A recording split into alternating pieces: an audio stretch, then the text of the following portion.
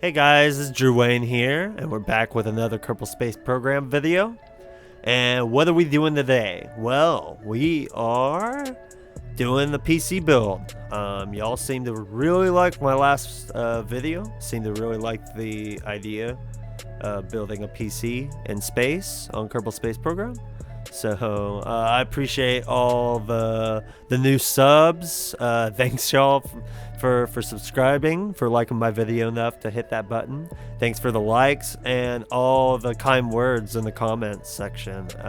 Yeah, I can't even express like how much it means. It's amazing, guys. Appreciate it. So here we are. We're back on the PC build, like I said, and trying to build a motherboard. I had to use the PC case for reference, so I hope y'all don't mind. And it was about this point that I realized that I don't really know exactly what a motherboard looks like. You know, I mean, obviously, I've done PC builds, before. I had to build my PC, a couple times. But, like, I don't know specifically what they look like. So I had to use this image right here for reference. And yeah, it's not quite the same. Like, it's gonna only have one RAM slot, but other than that, yeah, it's gonna be my attempt at building a motherboard. So I kind of had to get creative on this build. So as you can see right here, I'm trying to figure out what to do for the CPU socket. So I kind of went with this design, kind of putting these pads down, getting them all straightened out and everything. And then yeah, kind of making it look like a AM4 socket, because it's gonna be, yeah, kind of looking like an AMD build, I guess, a Ryzen build, but I guess unless you're counting the new ones. But yeah, so, and I'm not gonna actually do pins on the CPU, honestly. It's just gonna have a docking port on the bottom, and I'm kind of worried about that because I kind of want to, make everything flush, so that thing's gonna stick out quite a bit. So I'm gonna have to figure out how to make it to where it looks like it's just all kind of flush, but I'll figure it out. I'm sure it won't look too bad. I'm gonna put a massive heatsink and like air cooler on it too, which I think will look pretty funny. Try to get all that to fit, and then yeah, that'll be good. So right now, yeah, just trying to get that kind of look going, focusing mainly around that center piece, like the socket itself, and trying to get everything kind of looking good, get that retention arm, and just the screws for like the water block, which I put them, or I guess the brackets, I put them a little bit too far apart, but yeah, it's whatever. This motherboard's not going to be, to scale or, accurate dimensions. It's a little bit smaller than I would have hoped, but I was just trying to make it fit in the case and still kind of look like a normal motherboard, like an ATX or mid case or whatever. So this is kind of what I went with. But yeah, gonna do 2 slots for the RAM, which this is kind of, you're gonna see me trying to figure that out. Gonna do 4 at first with like these octagonal, I don't know, oh, the girders, that's what they're called, the girder segments. Yeah, on the girder segments, I didn't really care for that look too much. It just looked a little bit too plain, so I ended up going with the grid pad thingies again too. And if you see me go to my desktop for any reason, it's probably because I accidentally hit the Windows key. I do that a lot. But yeah, there you go. You can see me lining up those pads. And I basically did the same for the PCIe slots, because I mean, they kind of look the same. I mean, they're just a little bit different dimensions than like the RAM slots. So that's kind of how I did it on here. But now you see me, I'm doing the docking ports. I kind of did them top and bottom, kind of like that. I'm going to try to make the RAM to where it's like symmetrical, and I'm going to be able to plug the RAM in probably from the top, and then have the other RAM flipped upside down and plugged in on the bottom. So that's kind of how I'm going to do that. So we did encounter some fitment problems, which you'll see. you know, later in this video. But basically, the I/O shield and all that doesn't really line up at all with where it was supposed to go, which was my bad. I should have put the docking ports like further in, but oh well. There's a lot of things I should have done on this build, but hey, this is my first PC build on KSP, so cut me some slack. But anyways, so I'm just making some final adjustments here on like the RCS, getting that into place. And then I started to get to work on the 24-pin connector, which turned out to be kind of tedious work.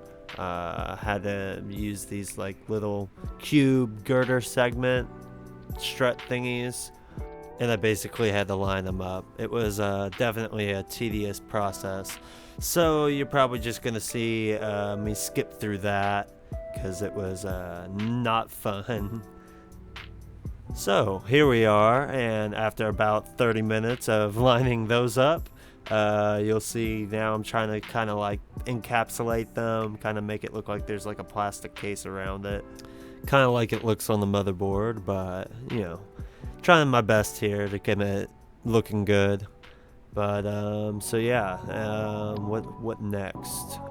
Putting some fake screws here on the brackets, I guess, and kind of some screws here. I wish I could have put like holes, but you know, the screws will be fine, you know, since I'm docking it into the case with the docking port. I guess having the screw holes covered is fine. You'll see these capacitors, which I made with the fuel tanks. That was kind of a dumb idea because I wasn't using fuel, I was using monopropellant. I should have used that space for monopropellant tanks. Like a dummy, I didn't really think about it. I was just going for looks. But that's kind of how it goes on these types of builds, to be honest. You're not really thinking about functionality. I mean, some people are, but I was kind of just thinking about the looks. And I figured, you know, I did put some monopropellant on the motherboard. It just didn't, you know, wasn't enough. I also put some electricity on there, but I put the solar panels on one side. But as you can see, I mean, everything's starting to kind of take shape here. We're starting to kind of get something that vaguely resembles a motherboard.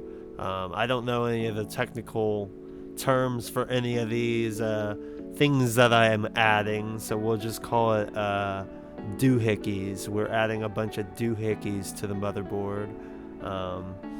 You know, I know like the basic things, like yeah, 24-pin, like yeah, the PCIe slot, RAM slots, all that shit. But and then yeah, here I'm adding a heatsink.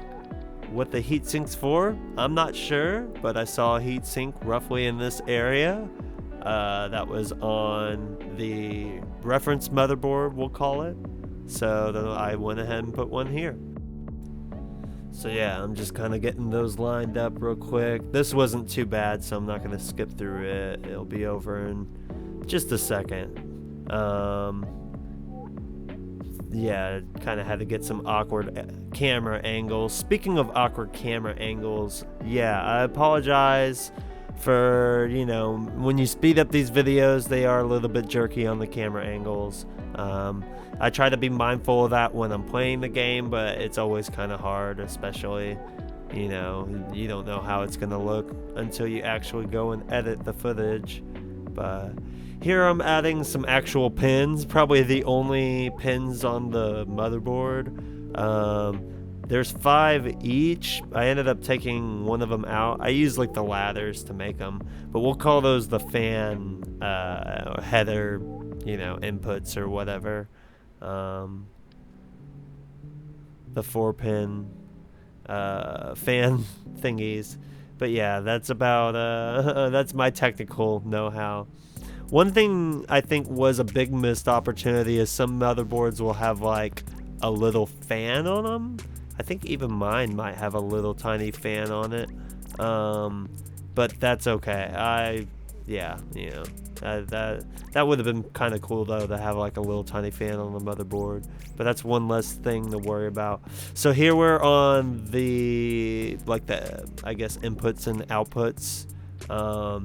These look a little janky, I'm not gonna lie. I was kind of at a loss for making these look good. Yeah, honestly, these are supposed to be USB ports here, USB-A. Just using like these beams to try to make them look convincing. I think then we get like an HDMI port of some sort that I tried to make. Yeah, I don't think any of these turned out looking very well. Maybe the Ethernet port, I think that was the best looking one. Yeah, but I don't really think I think all of these were kind of a miss on trying to make these look convincing. So yeah, if you want to do something better, I'm sure there's a better way to do these. Next I put those little outputs, I guess, for the Wi-Fi, or inputs, I guess, for the Wi-Fi and the Bluetooth dongle. Put some more USB ports here. Yeah, I'm gonna call those USB ports. They may not look like it, but they're square. That's kind of the only thing I was going for.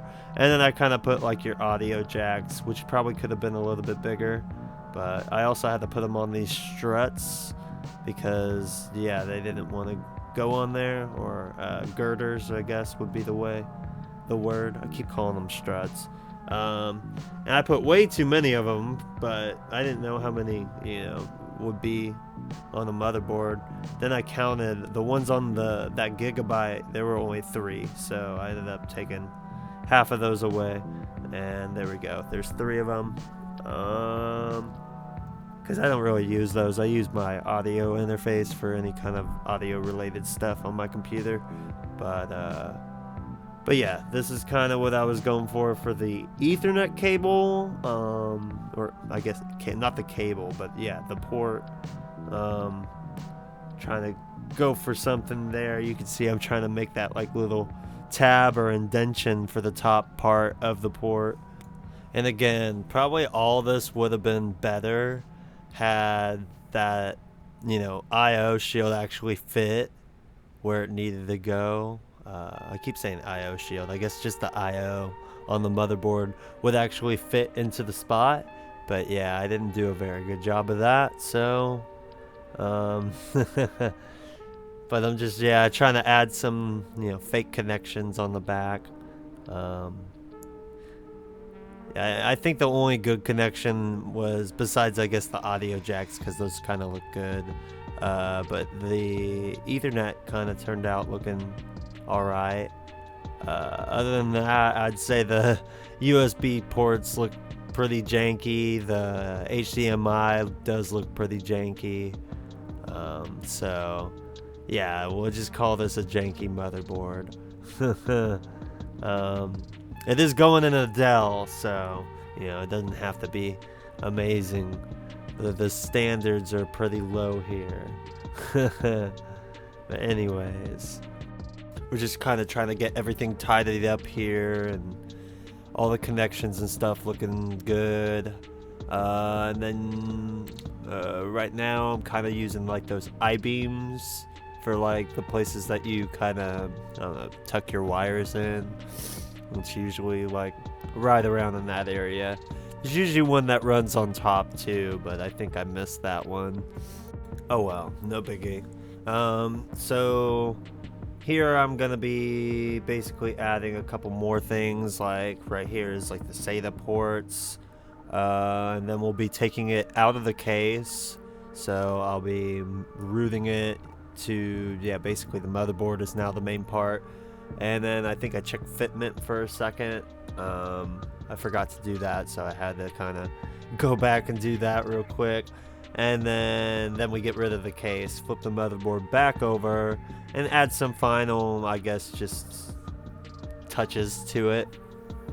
Kind of extend that docking port out, which I think might have been a mistake. You'll see why later, but and then adding these struts kind of to hold it all together, but also the ones that aren't connected to anything. I kind of wanted to look like bits of, I guess, solder. I don't know, probably doesn't look that convincing, but it kind of just looks like a mess back there. But I kind of, you know, was just like, whatever, it is what it is. It's gonna look like how it looks like. And then as you can see, I kind of changed the base color of the motherboard to like a darker color. You know, I think it would look better just in like the white case with like a black motherboard, and probably look better. I probably could have gone with a different material, but this is kind of how we did. These are like the diagnostic LEDs, at least on like my Asus motherboard. It has like LEDs to diagnose it. Some are different. Some I think I have like numbers and stuff like that. But yeah, for the most part, this is kind of how I'm going to do it. But now we're getting closer to the launch. As you can see, we're kind of devising a way to attach it to a rocket. This is kind of what I came up with. Maybe not the best way to go about it, but I basically came up with like this decoupler attached to these girders, and then I attached all of that to another decoupler for some reason. I'm not quite sure why I did that, but it probably wasn't the best way to go about it. If you could think of a better way to do it in the comments, let me know. So yeah, this is kind of what I went with, and then the rocket itself was, I guess, fairly large. I had a lot of issues controlling it, so you'll see a couple different iterations here. This is me adding the monopropellant to the motherboard, which I probably should have added more of, but yeah. And then I'm adding the guidance system, which I kind of was just trying to figure out a random place to put it. I ended up putting it on the top and on the back side, kind of right there, as you can see. And that was the wrong one to use because that one can't lock on to like the target or anything like that. So that kind of made it hard. The SAS capabilities weren't like full, but it is what it is. I had to flex my docking capabilities, I guess. So this is kind of me adding some other stuff like reaction wheels, and then just building, you know, the rest of the rocket. Went through quite a few different iterations, but and yeah, I wasn't really necessarily caring too much about how it looked. Just trying to build something functioning. So yeah, there's me putting in the fairing, and it managed to fit perfectly in that fairing, which I thought was cool. I didn't, you know, plan for that, but yeah, it just so happened to work, which is good because I hate using an oversized fairing, because then you got to usually build the rocket bigger. So, and then yeah, I kind of kept giving a goofy cone shape, so I had to mess with that a little bit. So yeah, it's looking a little bit long. So you're gonna see I had a lot of issues with this first version, controlling it. Yeah, it kind of flipped over. So kind of went through and had to modify it a couple times just to get it right. I find I had to make it longer. That usually helps. Messing with the gimbal, adding fins to it, as you can see. Just stuff like that. This one kind of didn't work because I just couldn't really get it to turn. It just resisted everything I did. And then the off-center gravity of the motherboard didn't help. So yeah, just making a bulkier rocket seemed to make it work a little bit better. The center of gravity was a little bit better. And all that good stuff. Aerodynamically, it just worked out. So this is kind of what I went with. This is the successful run, if you could call it that. So I'm going to go ahead and skip all the rendezvous and all that stuff. But one thing to note is I did run out of electricity, so I wasn't able to maneuver. So you're going to see me go in here, almost revert the flight. But then I decided, you know, fuck it. We're just going to go ahead and try to go through with the mission. We're in a decent orbit. I finally got a decent flight up there, so we're just gonna go through with it. Hope y'all don't mind. I did cheat, so my bad. But here we are, actually coming up on the PC case, and getting close to the main event, you know, the docking of the motherboard into the PC case, which is, isn't that what we're all watching for? And yeah, I will put chapters in here, so some of you will have skipped to this part, but this is kind of the dance that I had to do. I'm not the best at docking, and this is about the time where I learned I couldn't get it to point to my target. I could get the PC to point to me, but I couldn't automatically get SAS to point to the target. So I kind of had to do the maneuvers by myself. So you're gonna see a lot of dancing here, but I turned infinite propellant back on because obviously I'm out of mono propellant. Yeah, here we are. We're getting closer, kind of trying to get it in there. And I probably should have told the case to just stay there and not try to lock on to my docking port, because as you can see, we kind of had a nope out of there. Almost crashed it all. So here, yeah, I'm trying to get it lined back up, kind of all over the place. I had to kind of figure out where am I going and how am I going to cancel that out. So, because I wasn't moving fast enough to just point retrograde. So there you go. I finally got it kind of lined up, and we're slowly kind of getting closer. I think it's about at this point that I realized that I need to flip it back over. And there we go. And now that we're straightened up, I'm going to start going in for my approach. And we're just kind of creeping along, making very minor adjustments, because we don't want to spook anything. And I'm just keeping my eye on the nav ball. I'm not really looking at the case, so I'm just kind of trying to get it to go into the case, and right there we got it docked. We got a successful docking into the PC case, and that's about the moment I realized that none of this is lined up. So I tried my best to kind of get it lined up. As you can see, you're gonna have to stick your finger through the fan if you want to plug in 2 of the USBs. So that's a wonderful feature of this Dell case. And then I had to kind of mess with the angle. It took me a minute to realize that you actually have to unlock it in order to get it to, align in order to actually be able to move it. But once I figured that out, I got it lined up, turned on my lights, and then here in a second, we're going to turn on the fans. There we go. And I also had to switch the point of control because the control point was still on the motherboard, and that just was not providing enough torque to counteract those massive fans. So this is kind of the final product. I got some lights, some LED strips on the back. I got your diagnostic LEDs. I just have those blinking, you know. I probably should just have it solid, but whatever. Kind of got a party going on in this case right now. This is definitely not how I have my LEDs in my real computer, if you're wondering. So there we go. Let me know what you think in the comments. We got to come up with a name for this motherboard.